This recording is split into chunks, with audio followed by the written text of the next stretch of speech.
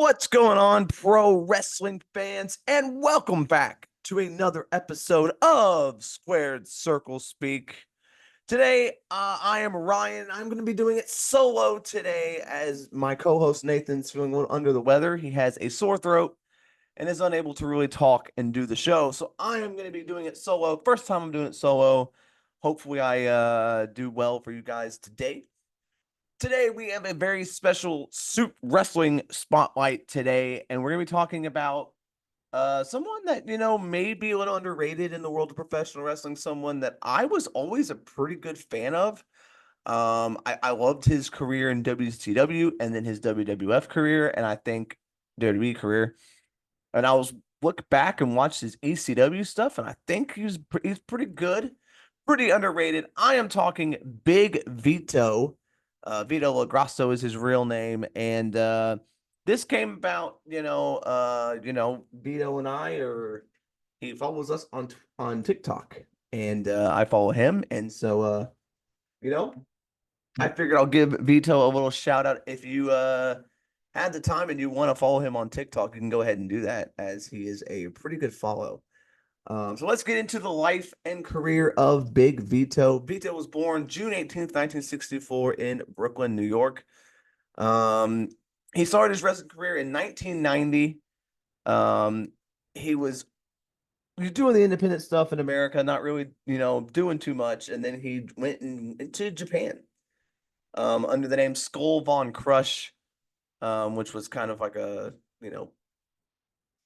evil foreigner gimmick.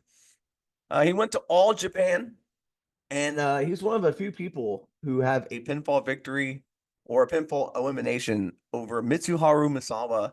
They had a battle royal called the New Year Giant Series of 1998, and he actually has a pinfall victory over him in 1998, which is pretty cool. But before all that, he came back to the United States in 1991 and was an enhancement talent in the WWF under the name Von Cruz, German wrestler. He had a German foreign gimmick. That was really probably where a lot of people first saw him, was doing job work in the early 90s for WWF. He would then move over to United States Wrestling Association in 1994 under the name Skull Von Crush. He feuded with the likes of Brian Christopher and Spellbinder. And then, he also had a little thing with Jerry Lawler. In 1998, though, is probably where Vito had his biggest success, as he joined up with ECW using the name Skull Von Crush, but then he changed it to Vito the Skull, became a member of the Baldies. And if you don't know who the Baldies are, the Baldies were, you know, uh, they were a group with Tony DeVito, Angel, PN News, Red Dog, Tony DeVito, Vic Grimes. They were an offshoot, claimed to be an offshoot of a real life New York gang, and so they stayed feuded with New Jack. And so he was in ECW for about a year. On November 19th, 1999, he lost a match on ECW, where the loser of the fall had to leave because he had signed for World Championship Wrestling. This is where he probably had his first big breakout in wrestling. If you were a big fan of WCW at the time, from 99 to 2001, he was a pretty big name. He was around the whole time. And if tomorrow on this show, we're going to do a review of New Blood Rising, and Vito's on that show. But he left in 1999, teamed up with Johnny the Bull as the Mama Lukes. They would capture the WCW World Tag Team Championship twice, and they actually both held the Hardcore title twice. And then, they were forced to wrestle each other. And Johnny the Bull lost, so Vito was the WCW Hardcore Championship. They feuded, reunited a bunch, and then he was kind of never really was a part of WWF when it was bought out, so he had nowhere to go. He had a brief run in TNA in 2004, where he was a part with Glenn Galberti, Trinity, and Johnny Swinger as of the New York Connection. But then he worked some dark matches in 2005. for WWE, and he would actually come to the WWE on an episode of Velocity on August 6, 2005. He made his WWE debut, helping Nunzio win the Cruiserweight Championship from Paul London. It was then where he would reform the new full-blooded Italians in WWE. It was Vito and Nunzio as the first members of the group. And then Chuck Palumbo and Johnny the Bull would then also join the group. So, yeah, full-blooded Italians in WWE. This run's probably where he's most well known. And then in May of that same year, Paul Burch and Orlando Jordan would go to Nunzio and apparently talk about Vito wearing dresses and being a cross-dresser.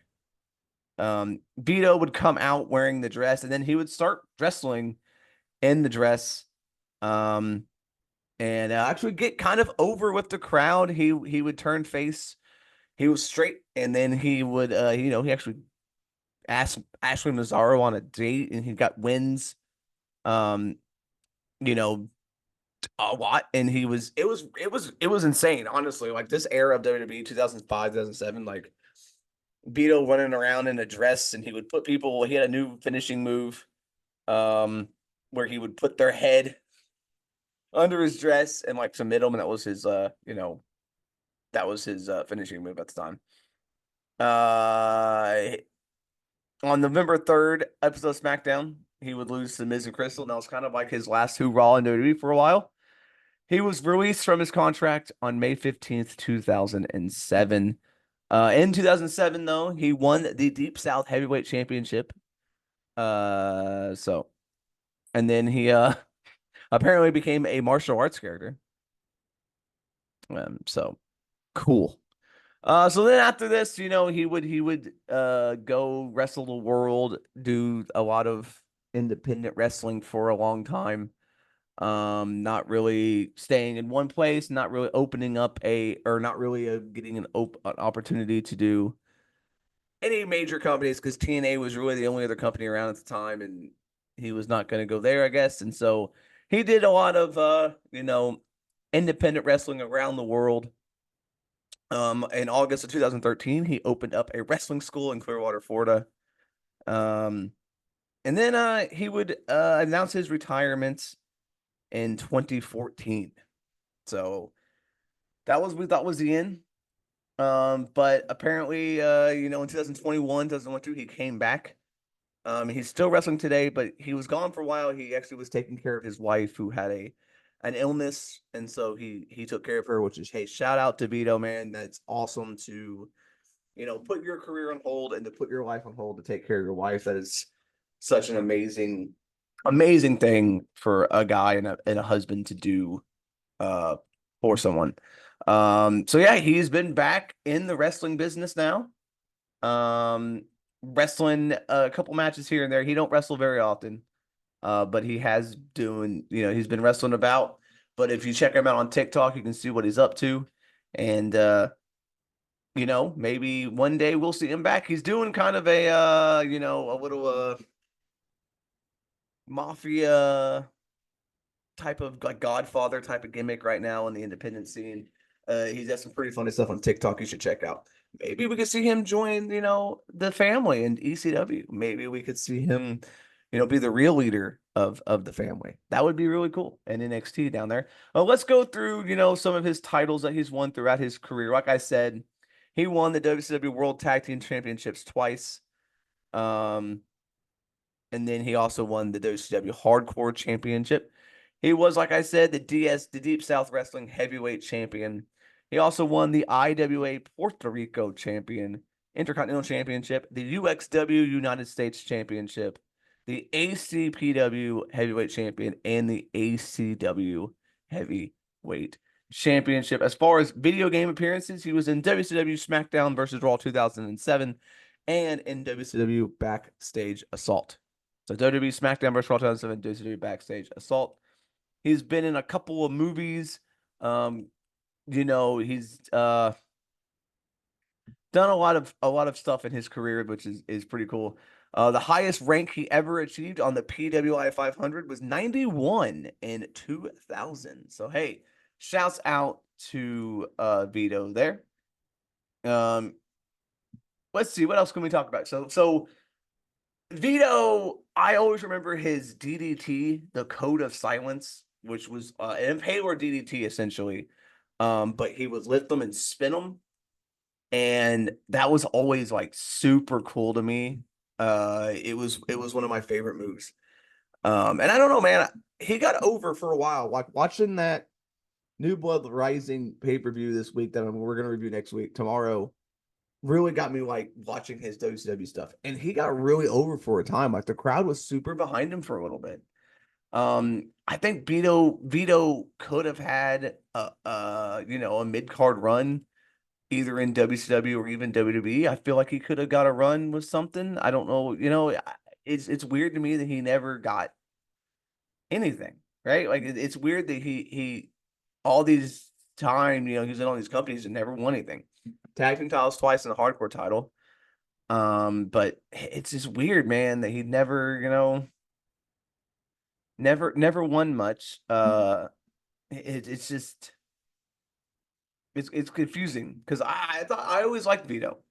I thought Vito was really, really cool, and hopefully we see him more, back on TV. Like I said, I'd love to see him do something in NXT. I'd love to see him, potentially team up with them or do something because Vito was always cool in my eyes. And again, this was brought up a lot of WCW influence this week on the show this week. But it's weird doing this by myself, and I apologize if this is kind of not what you're used to. I'm doing what I can here. I'm doing what I can. So we can go through some of his like big stuff. Like I said, he feuded with New Jack at ECW. He had a match with Rob Van Dam on ECW. In WCW, like I said, the tag team titles, he had hardcore matches with the like of The Wall, Terry Funk, Reno, Crowbar.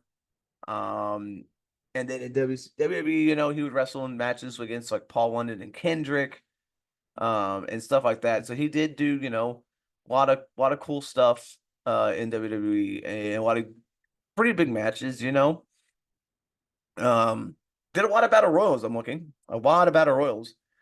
Not many pay-per-views though. He never really got a pay-per-view match ever. Never really, never got on pay-per-views. I don't think he had a pay-per-view match in WWE. Which is kind of a shame. I feel like he should have got at least one pay-per-view, right? Like, he did get a couple pay-per-views in WCW though. He did get a couple pay-per-view appearances here or there in WCW. But a lot of Thunder, a lot of Nitro, and a lot of house shows and worldwide was where he spent most of his time over there on WCW and actually Saturday Night as well. And so, I just think Vito's super underappreciated, and I feel like he should have been used more um in everything. WCW, WWE, ECW. Like I feel like he should have had a longer career or bigger career and done more stuff. Because like I said, he was really cool. Um, I thought he could have been, bigger than he was. He was a decent wrestler. I thought he could talk. When he started doing the New York gimmick, instead not doing the, uh, German gimmick, I thought it was pretty cool, and I thought he could have done a lot of stuff. So I think that's gonna wrap this up. Again, I know this was kind of different than what we're used to, but it is what it is. Nathan, if stuff happens, shows must go on, and hopefully I did this justice. I really wish I knew more about Big Vito. Maybe I'll hit him up on TikTok. Maybe we can do a little cross promotion here, and I'm gonna talk to Vito. That'd be cool. If you're listening to this, Vito, hey, let's talk, man. You follow us on TikTok. Let's get in touch and let's maybe do an interview or something. That'd be really cool to interview you and get to know you more. Because I don't really know much about you, man. I'm a big fan of your work, and I'm a big fan of what you did. Your DDT was awesome. I'd love to know how you came up with that. But yeah, if you let me know in the comments any other professional wrestling personality. Does not have to be a wrestler. It could be a manager. It could be a tag teams. I want to do a wrestler spotlight on a tag team. So what I need from the audience listening is I need you to comment a random tag team. It can be a Hall of Fame tag team. It could be some independent tag team. It can be some lower ranked tag team. I want to do a video like this on a tag team. So that's the next one we're going to do. So give me your ideas. Give me your thoughts down in the description for tag teams. Also, give me your thoughts in the comments about Big Vito. And let me know whether you think he is more deserving of the spotlight in wrestling or whether he is fairly ranked or underrated or overrated. Because I'd like to hear from you guys as well. That's going to wrap this up. I kind of went short, but it is what it is. I don't like talking by myself. And this is weird doing this on my own. So hopefully Nathan is feeling better and we'll be able to get you out with the WCW New Blood Rising review next tomorrow. Sorry. But yeah, if you want to follow Vito, you can go to Facebook. He's got Twitter, he's got Instagram, he's got TikTok, Twitch, YouTube. It's the Big Vito brand across the board there on Facebook, Instagram, TikTok, Twitch. His YouTube is at the Big Vito. So if you want to hit everybody up, if you want to follow him and all that, go right ahead. Big Vito, shout out to you, man. Keep crushing it, keep killing it, and I will see you all on the next one. Wait, I got to do Nathan's thing. So thank you for watching this episode of Super Wrestling Spotlight. If you like this wrestling spotlight, hit the like, hit the comments, subscribe, share, all that fun stuff, because when you do, it really helps us out. It helps us grow this channel and it helps other people find this channel. I would love to have a small community of people that watch and review and enjoy this content. So please like, comment, subscribe. If you know someone that's into wrestling and you'd like to hear the ramblings of two random wrestling fans, then hit us up. I'm always open to having discussions. So if you have a question or comment or anything you want to leave it down in the description, or you can follow me on TikTok or Instagram. Instagram is at SabryENT. That's SABRYENT. TikTok is Squared Circle Speak. Also, you can find me on Facebook as well. And you can hit me up and we'll have some fun interactions. All right, that's going to do it. I'm done rambling. I will see you in the next one, which is going to be our WCW New Blood Rising review. And I cannot wait. I've been talking about it a lot, and that show is so bad. I can always talk to you guys about it. All right. See you next time.